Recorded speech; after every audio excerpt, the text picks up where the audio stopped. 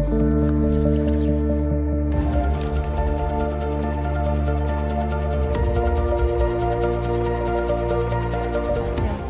à toutes et à tous. Merci beaucoup de participer à cette conférence au cours de laquelle nous allons examiner les moyens de créer des conditions de vie plus positives pour les personnes qui sont malades de cancer. Quel peut être le rôle des soins de support, de l'aromathérapie, de la phytothérapie? Quels peuvent être les bienfaits de l'activité physique? Quelle crédibilité pour des applications qui là aussi garantissent un mieux-être pour les personnes malades? Ce sont toutes ces questions que nous allons aborder au cours de cette table ronde, et je vous demande d'accueillir d'abord Maggie Del Rio, qui est patiente experte, chercheuse en cancérologie à l'ICM. Bonjour. Suivie on vous applaudit bien évidemment, suivie de Aline Herbinet, chercheuse en activité physique adaptée, docteur en STAPS, cofondatrice et PDG de Mouven.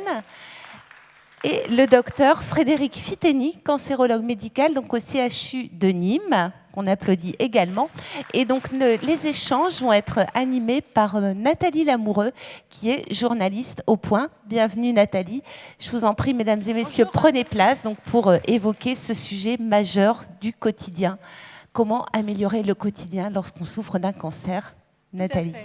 Alors, pour introduire cette table ronde, moi, je veux me tourner vers Maggie. Alors, Maggie, elle est chercheuse en cancérologie. Elle a été touchée par un cancer du sein. Et au cours de sa maladie, elle a éprouvé, expérimenté tout ce qu'un patient pouvait ressentir dans sa tête, dans son corps, dans ses chairs intimes.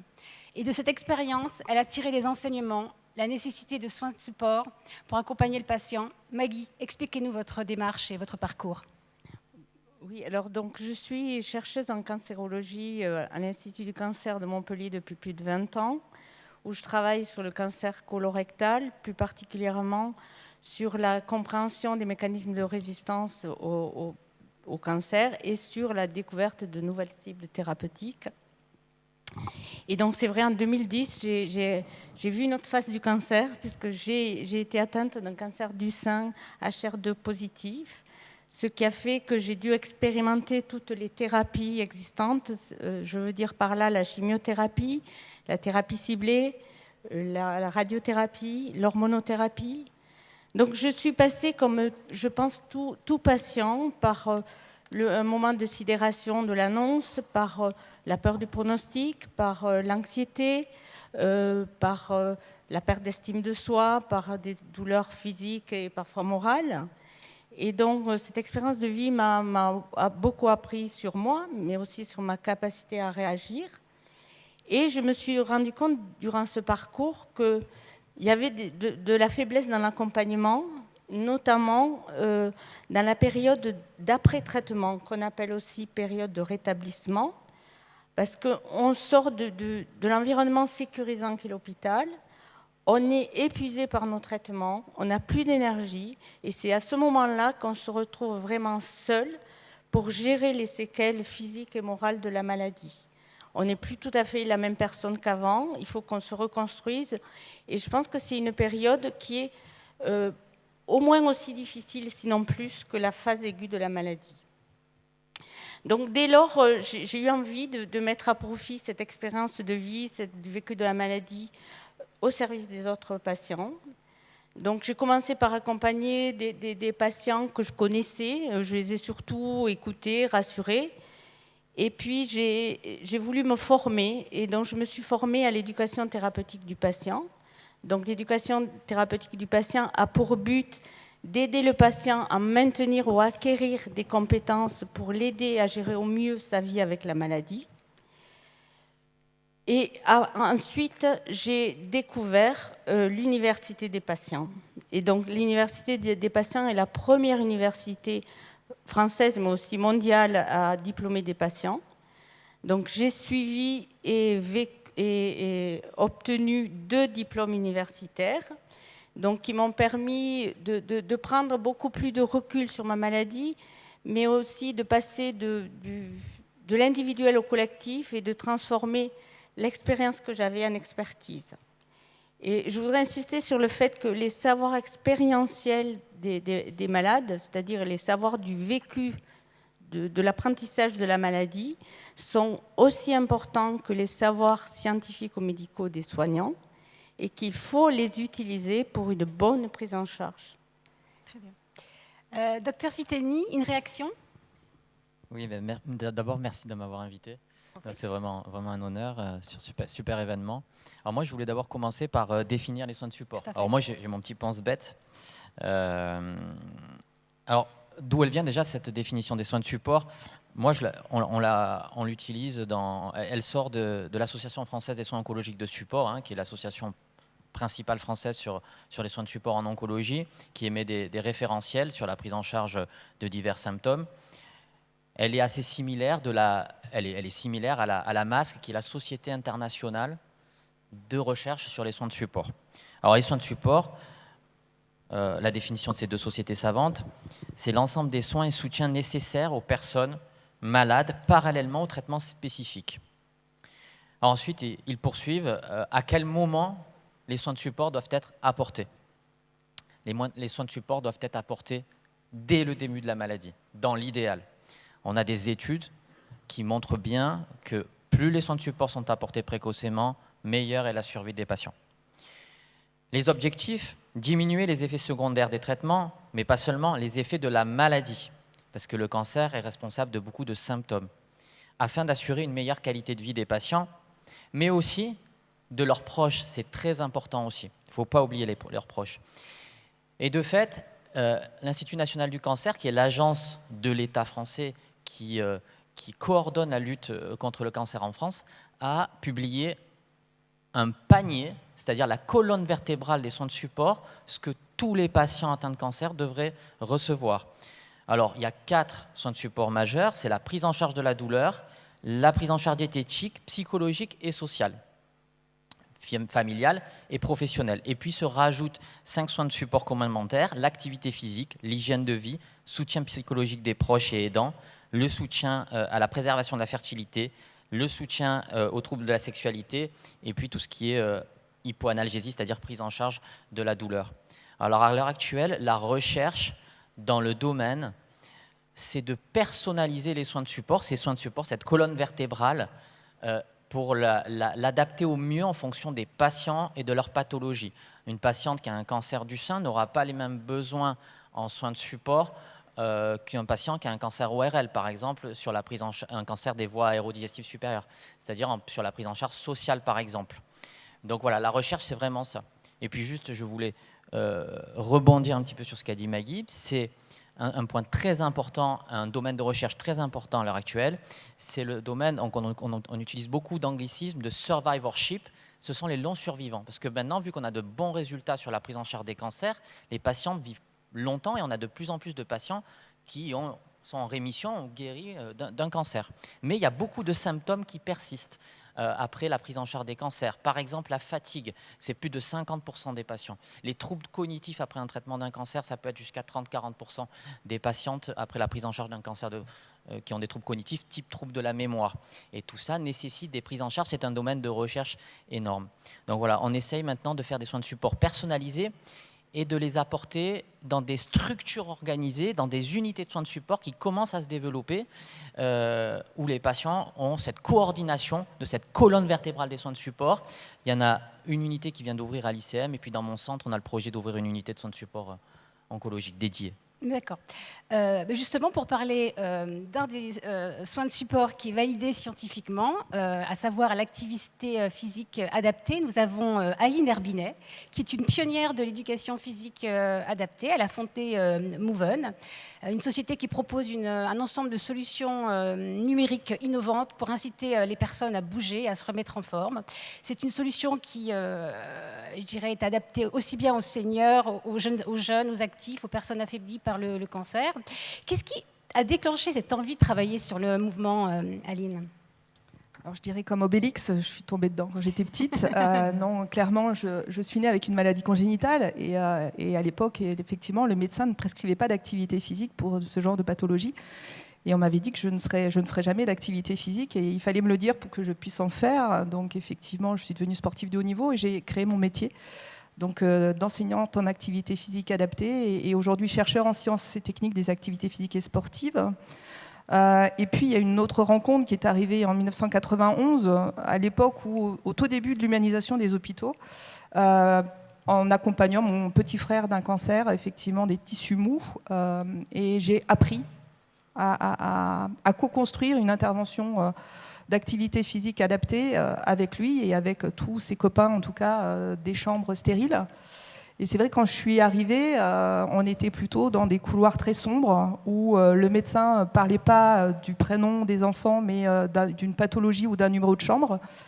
Et on a essayé de construire cet environnement positif, qui est le sujet effectivement de ce colloque, en essayant de comprendre comment on peut mettre une intervention en place quand le corps est en souffrance, quand le corps est douloureux, quand on a juste envie de se reposer et de se... Voilà, parce que la fatigue est présente. Et on a appris avec ces mécanismes effectivement de développement d'intervention biopsychosociale, et on a utilisé la science pour en apporter effectivement des éléments de preuve et non pas d'opinion. Donc c'est vrai que ça a été un cheminement assez long, puisque vous voyez qu'aujourd'hui, 30 ans après, on a encore des progrès à faire. Les soins de support commencent tout juste à rentrer sur la sphère aussi de la science. Donc aujourd'hui, effectivement, on a la chance d'avoir une société savante qui s'appelle le NPIS, qui permet de mesurer effectivement les bonnes pratiques sur ces interventions non médicamenteuses. Et en tout cas, nous, on a travaillé sur l'activité physique dans la co-construction avec les enfants et adolescents atteints d'un cancer. On continue encore, on a accompagné plus de 20 000 personnes aujourd'hui atteintes de cette pathologie-là, et on en ressort effectivement les mécanismes d'action, les compréhensions, pour en essayer d'apporter toujours aux autres un meilleur accompagnement. Voilà, c'est vraiment co-construire avec ceux qui sont confrontés avec la maladie, pour essayer de comprendre vraiment qu'est-ce qui va faire que même quand on est très mal, quand on a de la fièvre, quand on a des douleurs, on puisse faire de l'activité physique et rentrer vraiment dans un cheminement. Donc c'est vrai qu'on a développé des outils numériques, on va dire, puisque quand on a malheureusement cette pathologie-là, on a aussi des défenses immunitaires qui sont diminuées par la chimiothérapie, et on ne peut pas faire de séances collectives, donc on a développé une visioconférence médicalisée qui permet non pas d'être côte à côte comme on le fait ici, mais d'être en face à face sur un écran effectivement interposé, qui permet à tout le monde de se voir, tout le monde de s'entendre et de pratiquer une activité physique, quel que soit son lieu. On peut être à l'hôpital, on peut être à la maison, mais en tout cas, on se retrouve dans un environnement et on pratique ensemble, on s'amuse ensemble, puisqu'on a compris vraiment avec les enfants que le jeu était le meilleur mécanisme pour avoir un plaisir de pratique et de passer d'un corps malade à un corps vécu, un corps qui vit, un corps qui ressent effectivement des émotions positives pour améliorer, on l'espère, sa thérapeutique. Donc toujours forcément avec le médicament. Et depuis maintenant, avec Moven, on a ouvert la première maison sport santé dans l'Hérault, dans cette magnifique cité de l'économie sociale et solidaire au pôle Réalis à Montpellier. Et on reçoit ces gens de tous univers pour pratiquer ensemble dans un espace physique ou en visio le sport santé. Vous parlez de visio, donc ça veut dire que les personnes sont chez elles se connectent devant leur ordinateur et en face, elles ont un coach qui les guide, c'est bien ça? C'est tout à fait ça. Et donc on a une connexion très simple, juste un lien à cliquer. Vous vous retrouvez dans un univers effectivement numérique, mais avec des personnes physiques qui sont en interrelation avec vous, en direct, qui vont vous corriger, vous apprendre, vous faire rire, vous faire jouer. Donc c'est vraiment un mécanisme interventionnel positif. C'est pas des vidéos, on n'est pas là pour regarder quelqu'un qui fait, on est là pour participer. Et l'avantage de la visio, c'est certes pour ne pas croiser ces problèmes immunitaires et de microbes, et on l'a vu avec la séance qu'on a passée tous avec la Covid, de pouvoir faire ensemble des séances collectives et de pouvoir continuer à se voir après. Alors naturellement, vous pouvez après faire du présentiel ou aller marcher dans la forêt, et je vous le conseille, mais en tout cas, vous avez commencé à travailler tout ce qui est renforcement musculaire, souplesse, équilibre, qui vous permet effectivement d'être plus rassuré pour être dans la vie extérieure. Ça permet par exemple à une personne atteinte de mycoviscidose de faire du sport avec une personne atteinte du cancer par visio, c'est bien ça? Tout à fait. À l'époque, effectivement, les enfants qui étaient dans les chambres stériles ne demandaient qu'une chose, c'est qu'est-ce que fait mon voisin d'à côté. Et aujourd'hui, ils peuvent effectivement, qu'ils soient à l'hôpital, chez eux, continuer à garder effectivement ce lien social avec tout leur environnement. Et avec leurs copains de classe aussi parfois. Donc ils font aussi des séances avec des enfants qui sont aussi en milieu naturel. Donc voilà, c'est couper cette rupture, en tout cas, lever ces freins à la pratique par rapport à ces symptômes issus de la maladie cancéreuse, et de continuer à vivre comme les autres. J'aime bien reprendre cette citation de Jim Rohn, c'est « Prenez soin de votre corps parce que c'est le seul endroit où vous êtes obligé de vivre ». Donc le mouvement, c'est la vie, c'est la santé, et c'est vraiment le mécanisme qu'on a essayé de mettre en place, et apporter la science pour effectivement prouver l'efficacité de ce qu'on met en place. Et à l'issue de la séance, les personnes sont suivies à la maison ? Les personnes sont suivies à la maison, c'est-à-dire qu'on a mis en place un mécanisme de régularité d'activité physique, puisqu'on a prouvé par la science effectivement que c'est la régularité de pratique qui fait qu'effectivement on arrive à avoir de meilleures efficacités. On sait aujourd'hui que la plus grosse pandémie, c'est pas la Covid, c'est la sédentarité, c'est-à-dire le temps qu'on passe assis, et l'inactivité physique, c'est-à-dire en dessous du seuil recommandé par l'OMS. Donc le fait d'associer les deux, c'est la première cause de maladie et de mort évitable. Donc l'activité physique, le mouvement, c'est vraiment le seul soin de support, en tout cas, qui va lutter contre cette pandémie-là. Et c'est pour ça qu'il faut trouver tous ces mécanismes pour donner envie aux gens, à les motiver à pratiquer, dans un premier temps accompagner, mais notre objectif, c'est de changer de comportement vers un mode de vie actif et d'accompagner, quelle que soit sa pathologie, son handicap, son contexte de vie, vers une pratique régulière. Et qu'est-ce qui freine ? Quels sont les freins justement à l'activité ? Alors ils sont nombreux, effectivement, on a toujours tendance à se cacher vers des mauvaises excuses, je dirais.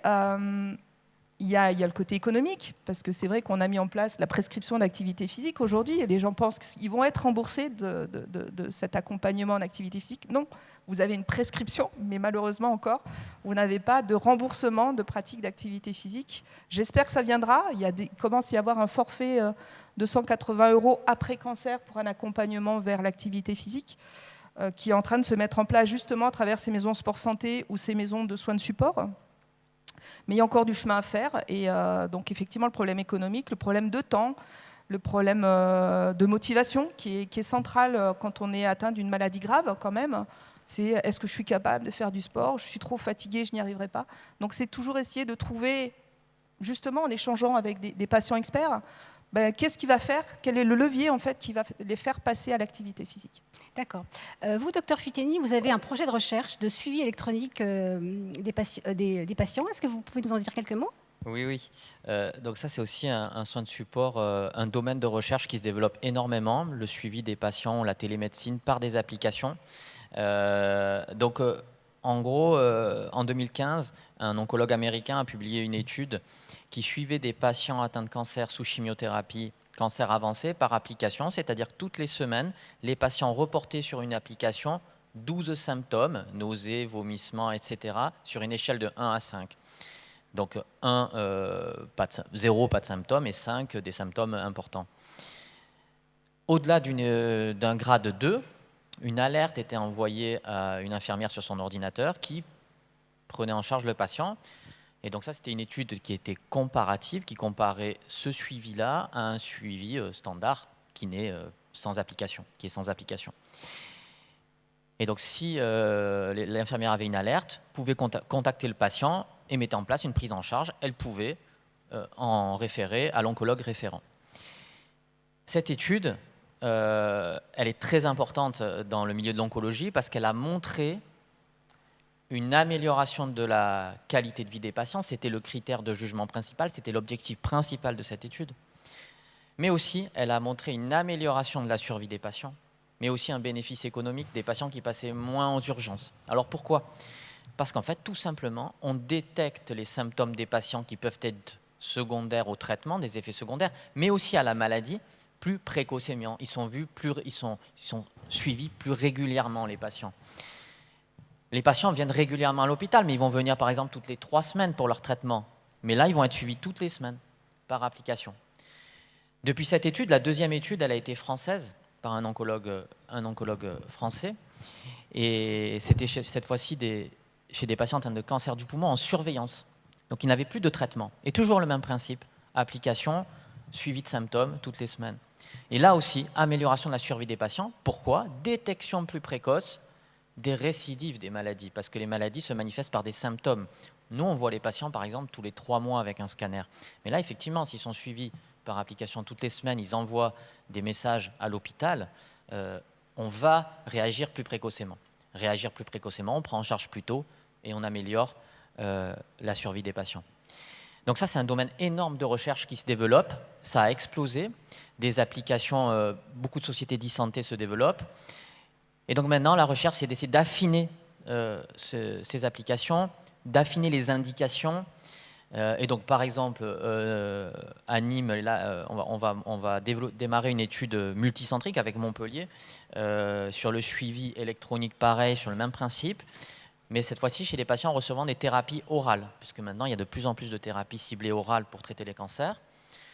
On vient d'en démarrer une sur le suivi post-opératoire de la chirurgie des cancers du sein, qui se fait de plus en plus en ambulatoire, et pour sécuriser aussi le suivi en ambulatoire, c'est-à-dire les patients sont opérés, sortent le jour même de l'hôpital. Pour sécuriser ce suivi, on va faire une étude par un suivi électronique. Donc voilà, c'est un champ énorme de recherche qui est passionnant. Et donc sur ce panier des soins de support que je citais tout à l'heure, je rajouterai, à l'heure actuelle va se rajouter la télémédecine et l'e-santé. C'est vraiment quelque chose de passionnant et qui apporte un bénéfice aux patients qui a été retrouvé dans plusieurs études. J'ai cité 2 grandes études, mais en fait maintenant il y en a maintenant en tout, il y en a vraiment 8 publiées importantes. Elles montrent tout un bénéfice pour les patients. Très bien. Là, je vais me retourner vers Maggie, puisque Maggie nous a dit tout à l'heure qu'elle était patiente partenaire, patiente expert. Et j'aimerais beaucoup qu'elle me raconte, elle m'explique en quoi consiste ce métier. Je ne sais pas, est-ce que c'est un métier? Dites-moi. Alors, avant de répondre à cette question, j'aimerais revenir sur ce qu'ont dit Anne et Frédéric, sur tout ce qui est digital. Donc, je trouve que c'est très bien. Et la dernière période du Covid nous a montré qu'il fallait s'adapter au digital. Mais il ne faut pas faire que ça. Parce qu'il y a beaucoup de gens qui d'abord, ne savent pas trop les utiliser ou n'ont pas les outils. Et des personnes qui n'ont pas envie d'avoir sur leur portable, j'ai une patiente qui me l'a dit il y a 2 jours, je n'ai pas envie d'avoir sur mon portable une application qui me rappelle sans arrêt que j'ai le cancer. Donc voilà, donc c'est bien, c'est un plus et ça va augmenter, mais voilà, il faut pas dire il faut faire que ça. Et sinon, pour ce qui est du patient partenaire, donc moi, ce que je fais actuellement à l'ICM, c'est plutôt j'interviens dans l'amélioration des parcours de soins. C'est-à-dire, je pointe du doigt des périodes qui sont stressantes en disant, par exemple, il faut réduire le délai à partir du moment où on nous annonce qu'on a un cancer et le moment où on a le diagnostic complet, c'est-à-dire le plan personnalisé de soins, il peut se passer plusieurs semaines et je trouve que c'est trop long. Je participe également à, comme l'a dit Frédéric, il y a un plateau de soins de support qui a été créé à l'ICM et la mise en place d'un programme pour les patientes atteintes de cancer du sein qui vise à intégrer très précocement les soins de support. Ça, c'est ce qui se fait un peu pour tout le monde, mais ce qui est important, c'est qui va être poursuivi à l'extérieur, en coordonnant l'offre de soins de support sur le territoire via les réseaux hôpital-ville. Donc ça, c'est voilà. Donc là, je suis aussi pour conseiller au niveau de la temporalité, à quel moment on doit proposer, voilà. Je participe aussi beaucoup à la création d'ateliers, de programmes d'éducation thérapeutique, que ce soit à l'ICM ou ailleurs, en animant des ateliers sur l'activité physique adaptée. Bon, je ne suis pas toute seule, il y a toujours le professionnel de l'atelier, la nutrition, etc. Mais ce que moi, je voudrais beaucoup améliorer, même si ça se fait à l'ICM, puisqu'il y a des accompagnements par des bénévoles ou par des patients, des bénévoles d'associations, etc. Mais pour moi, cet accompagnement n'est pas encore assez fort et j'aimerais vraiment le renforcer parce que le patient partenaire, il va vraiment libérer notre parole. On va pouvoir lui soulever des questions avec lui de vie affective ou sexuelle qu'on n'ose pas forcément poser aux soignants ou dont on n'ose pas toujours parler avec ses proches. Donc le patient partenaire pour moi est un libérateur de parole, est un facilitateur de liens entre soignants et soignés. Et donc, j'aimerais qu'il y en ait de plus en plus à l'ICM. Et puis, je Je ne sais plus ce que je voulais dire. Vous êtes combien à l'ICM De patients partenaires officiels, il y en a pas officiellement. Enfin, il y a eu beaucoup de patients partenaires qui ont aidé dans l'élaboration des programmes d'éducation thérapeutique. On a une unité d'éducation thérapeutique donc, qui demande l'avis aux patients. Mais ce sont vraiment que des témoignages. Moi, je voudrais qu'on aille plus loin que la consultation, qu'on fasse vraiment du partenariat. C'est là où il y a la différence, c'est-à-dire co-construire des choses, qu'on ne fasse jamais quelque chose pour le patient sans demander l'avis au patient. Et aux médecins. Et aux médecins aussi, vous travaillez avec aux médecins, bien sûr. C'est pas... C'était au dernier réseau d'oncologie qu'il y a eu, c'était tout à fait, ça illustrait tout à fait ça. Il y avait une infirmière en pratique avancée qui montrait qu'elle avait mis en place des soins de support dans les HAD, c'est-à-dire les hospitalisations à domicile, et qui avait eu l'intelligence de faire auparavant une enquête chez les patients et chez les professionnels de santé qui proposaient les soins de support, et le résultat était que les demandes étaient complètement à l'opposé. Donc, c'est ce que je dis, les soignants veulent faire bien pour les patients, mais s'ils ne les consultent pas à la base, on arrivera peut-être à des choses qui ne correspondent pas aux besoins des patients. Et qu'est-ce qu'en pensent les médecins, je dirais, de cette nouvelle fonction de justement, je pense qu'il faut développer une culture et une vision commune que n'ont pas les soignants. Il y a encore des réticences. Et je pense que c'est un problème certains soignants ont peur des patients partenaires. Je pense qu'il y a une confusion des rôles dans leur esprit. Je pense qu'il faut faire beaucoup de communication de ce que je fais aujourd'hui.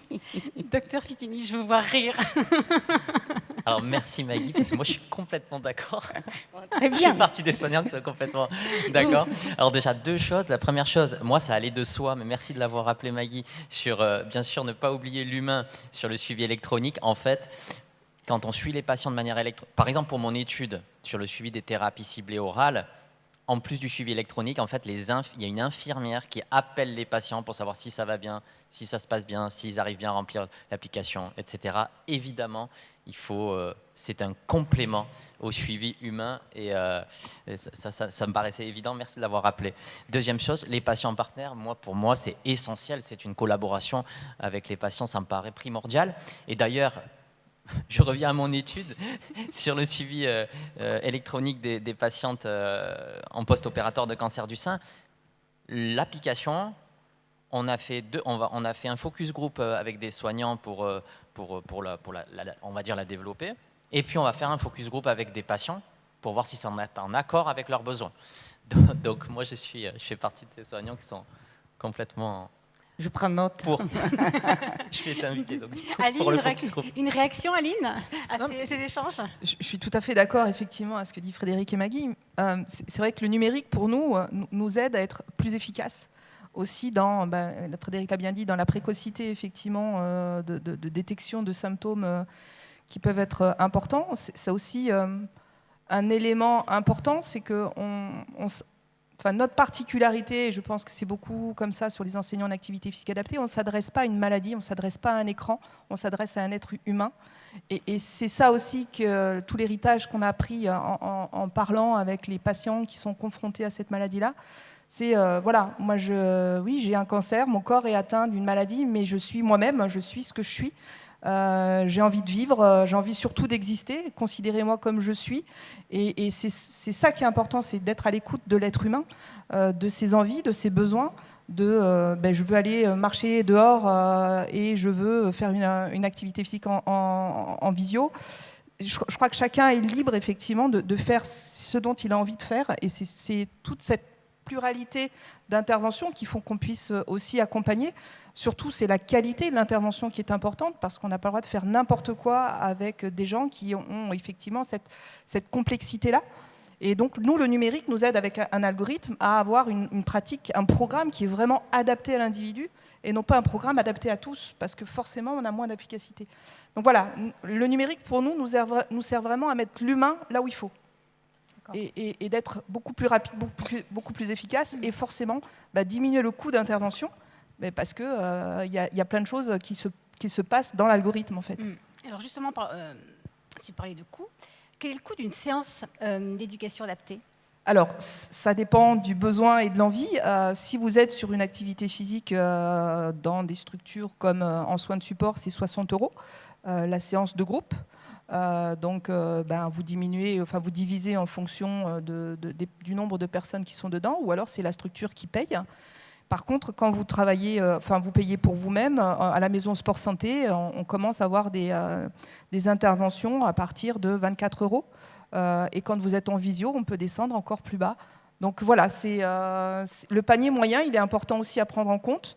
Aujourd'hui, il y a même aussi des mutuelles qui prennent en charge une partie de votre programme. Donc c'est pour ça que c'est sur prescription. Pour être remboursé, il faut une prescription d'activité physique sur des parcours, effectivement. Alors quelques assurances le font. Commencent à généraliser avec des forfaits qui vont de 1 000 € à 40 €. Ça dépend effectivement de votre mutuelle. Mais on commence aussi à travailler sur le restant à charge pour la personne, parce qu'on sait que l'activité physique a vraiment un effet thérapeutique. Et il faut que la personne, elle paie, parce que sinon, il ne faut pas que ce soit gratuit. Sinon, après, les gens ne s'engagent pas, ne reviennent plus. Et finalement, ça peut aussi déstructurer le groupe au cours d'une séance. C'est ça ? Effectivement, c'est vrai qu'on s'est rendu compte que la gratuité, en fait, n'amène pas un changement de comportement. Et qu'il faut payer un peu pour montrer qu'effectivement on s'engage aussi dans un mécanisme de comportement qui va être positif pour votre santé. En fait, chaque personne est auteur et acteur de son parcours de soins, de son parcours de vie, de son parcours de santé. Et il faut vraiment l'engager dans cette activité-là, dans son enclenchement, dans sa motivation. Et effectivement, vous payez. Quand vous achetez un paquet de cigarettes, vous payez le paquet de cigarettes. Nous, vous payez pour prendre soin de votre santé. Et c'est un mécanisme qui est plutôt vertueux, si on le considère en tout cas comme ça. Docteur Fettini, au CHU de Nîmes, vous êtes en train de construire des parcours de soins de support avec des psychologues, des diététiciens, des gynécos, pour bientôt créer un centre dédié. Qu'est-ce que vous pouvez nous en dire ? Alors, donc ça, c'est ce qui se développe maintenant. Donc, ils sont bien avancés à Montpellier avec une unité dédiée de soins de support. C'est ce qui commence à se développer en France. C'est assez balbutiant, et c'est les unités dédiées aux soins de support où on va pouvoir coordonner et personnaliser les soins de support selon cette colonne vertébrale que j'ai citée tout à l'heure, émise par l'INCa. Et donc, nous, ça, c'est un projet sur plusieurs années. On identifie des parcours de soins, on essaye de les personnaliser en fonction des pathologies, parce que, comme je disais tout à l'heure, en fonction des cancers, les besoins ne sont pas les mêmes en termes de nutrition, en termes d'activité physique, etc. Je voulais rajouter juste une chose, les soins de support font partie d'un axe majeur du plan cancer publié par le ministère de la Santé cette année. Sont un axe majeur. Donc on va pouvoir être aidé pour le développement de ces unités de soins de support et la recherche dans ce domaine-là qui se développe énormément et qui est essentiel en oncologie. Très bien. Merci beaucoup à vous tous. Je me tourne vers la salle. Est-ce que vous avez des questions sur tout ce qui vient d'être dit ? C'était très très riche. On a une question, s'il vous plaît, côté gauche. Monsieur, est-ce que d'autres mains se lèvent ? Là, vers les premiers rangs, s'il vous plaît.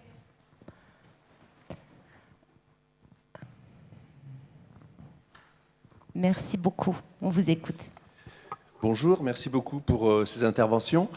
C'est très très bien, franchement ça permet de faire de la pub pour ces soins support, pour les patients experts, mais j'ai l'impression qu'on est encore un petit peu, c'est balbutiant, vous dites que ça fait partie des axes à venir, mais en fait peu de personnes connaissent ça, peu de personnes connaissent le terme de patient expert. Le sport sur ordonnance, finalement, quand on appelle un centre de sport, ils disent non, nous on ne fait pas ça et tout, il faut aller que dans les maisons spécialisées. Le problème, c'est que les maisons spécialisées, elles sont dans les grandes agglomérations, comme en font les autres. Quand on apprend que le drainage lymphatique va être déremboursé, quid de toutes les femmes opérées d'un cancer du sein, dont c'est un élément support essentiel. Quand vous dites qu'il faut payer toujours un petit peu, c'est bien quel est le coût de ce que va devoir payer un patient par an, c'est plusieurs milliers d'euros pour des soins support qui ne lui seront même pas prescrits par un médecin généraliste, un médecin de ville, parce qu'il n'est pas forcément au courant. Et en fait, toutes ces infos-là, tout ce que vous venez de donner, ceux qui en parlent le plus, c'est les associations de patients. Ça, c'est clair et net. Et grâce à eux, on peut avoir des informations un peu plus précises, savoir vers qui se retourner. Mais que faudrait-il faire, justement, pour que les politiques prennent en compte ces remboursements de soins support pour que la ville aussi, enfin la ville et les sociétés, typiquement, il y a une association qui a créé une carte d'accès aux toilettes en urgence pour les maladies de Crohn.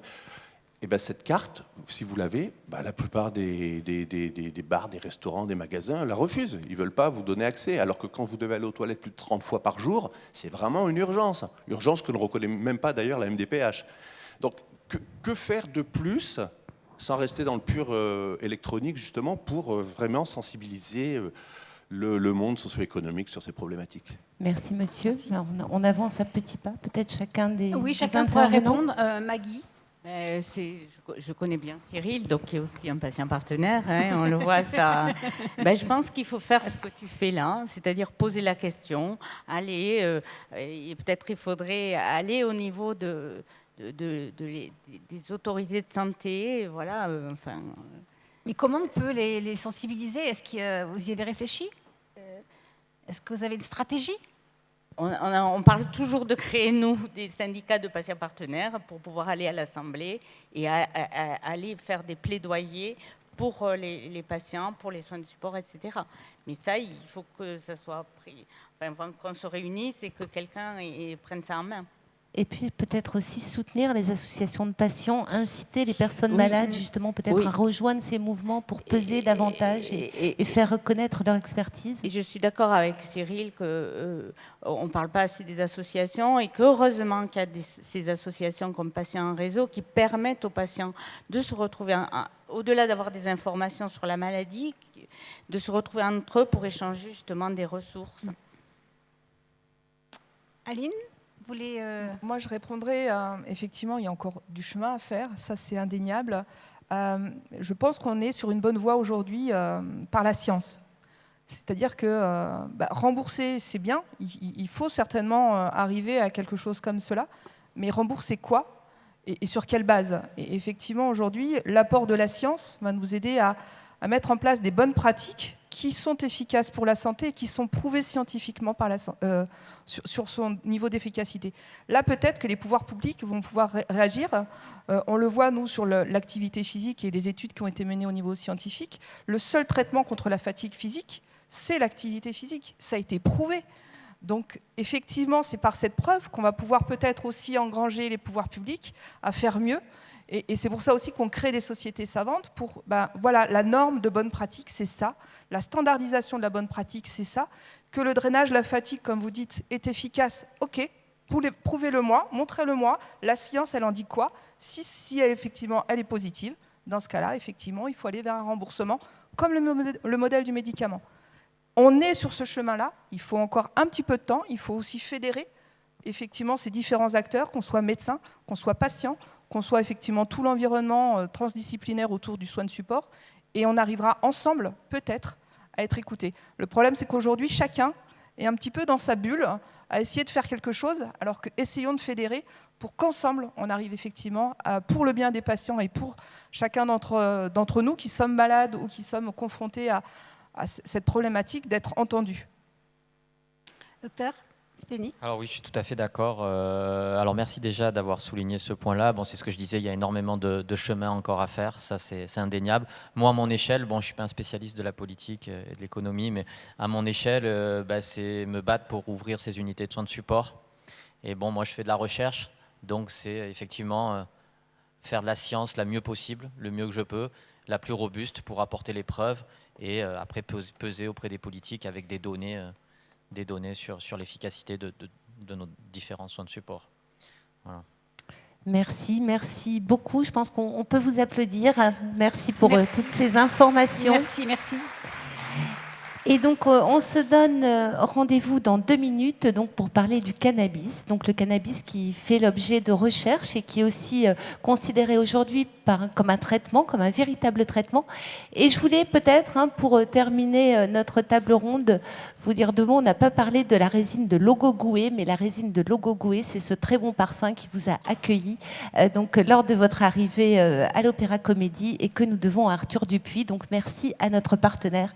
Et on se retrouve dans 2 minutes pour aborder le sujet du cannabis.